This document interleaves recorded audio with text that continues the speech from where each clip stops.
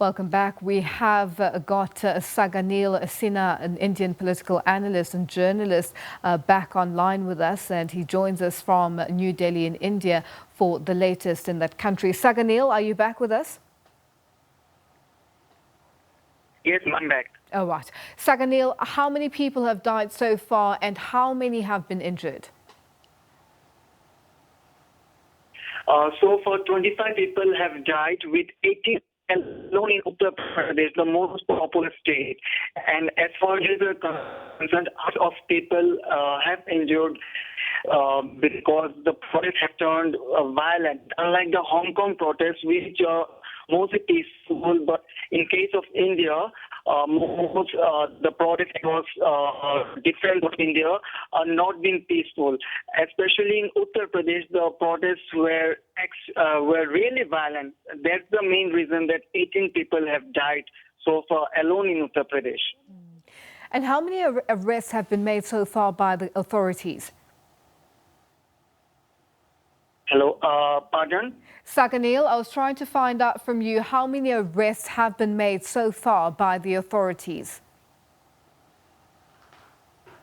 Ma'am, actually your voice is not clear. I can't hear you. Sagarneel, how many people have been arrested by police there in India, in New Delhi? Okay, as far as more than 1,500 protesters have been arrested, and around 4,000 people have been detained, although they are released later. But as far as arrest is concerned, more than 1,500 people are arrested. And the last time we spoke, authorities had, cut internet and related services. Are all networks reconnected? Yes. Is everything up and running now? Yeah, almost in all of the cities where internet was disconnected or was put on hold have been resumed. Because already the situation is towards normalcy in most of the parts. Which cities are the ones that have been most affected by the protests of citizens? Can you please repeat the question? Which cities have been most affected by the protests in the country? Actually, most of the cities that are affected are Uttar Pradesh, like Lucknow, Meerut, Varanasi, which is the parliamentary constituency of Prime Minister Narendra Modi, and apart from cities of Uttar Pradesh, Bengaluru, Chennai, where today protests were being held by the main opposition party, DMK, and which were aided by the Congress party, and other cities include Kochi and also obviously Mumbai, the financial capital. Now, let's speak about the Hindu community in the country and how they're viewing these protests in reaction to the citizenship law. Which community, Muslim or Hindu? The Hindu.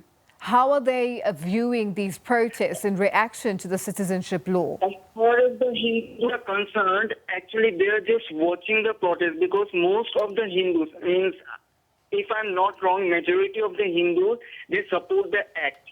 But till now, they are actually silently watching whatever is happening.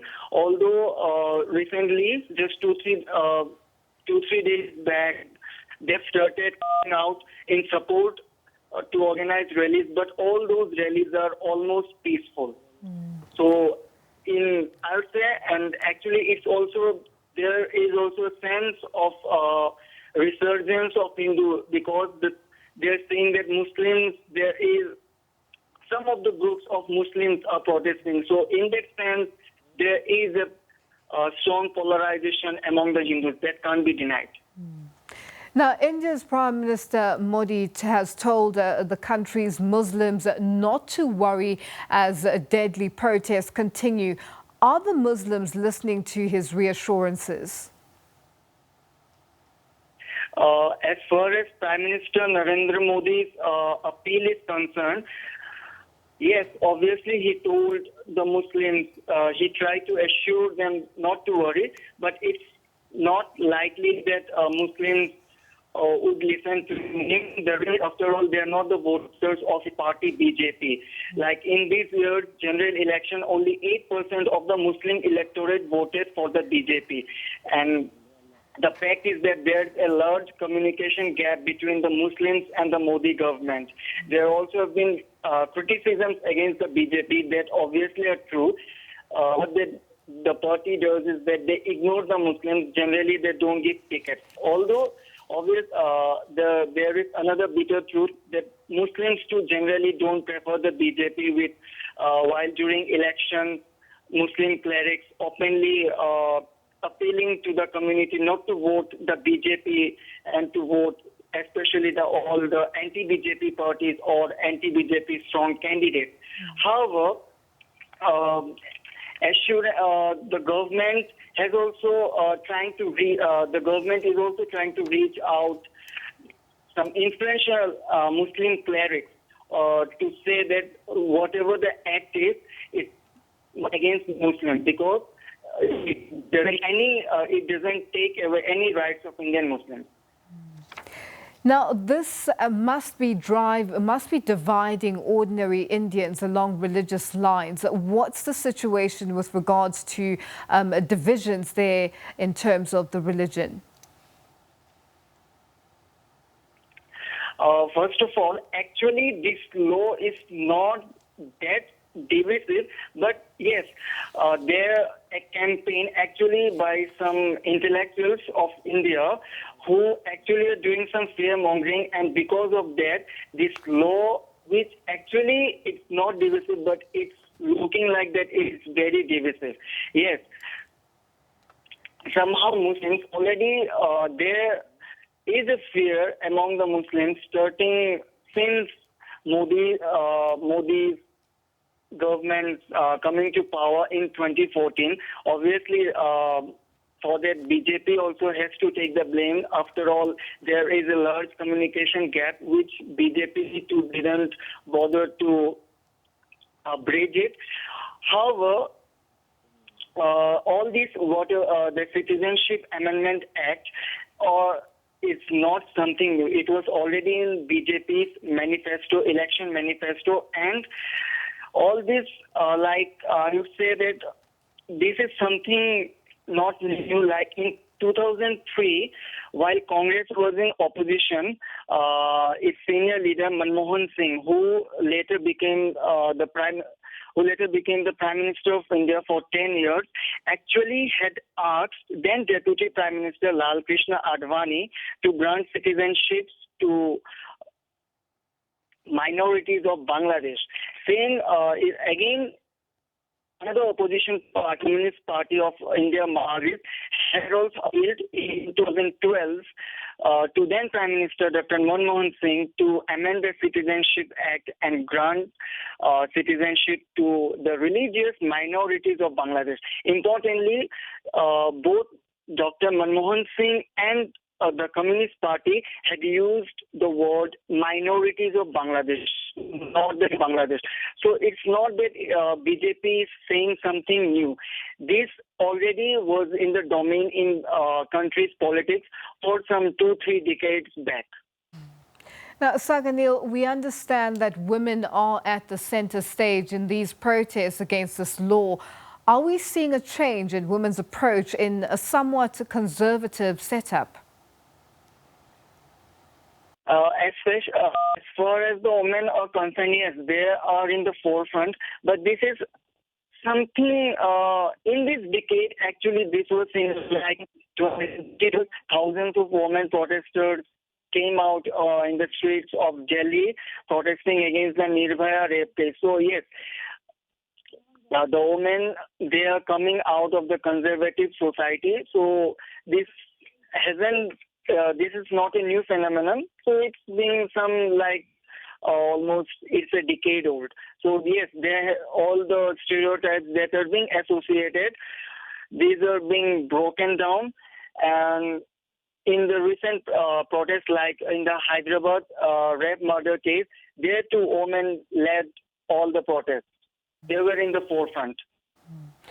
Now, on the elections, India's main opposition, Congress Party, and its allies are set to win Jharkhand state elections in a setback for the ruling Bharatiya Janata Party, the BJP. What boosted their victory, especially during this period?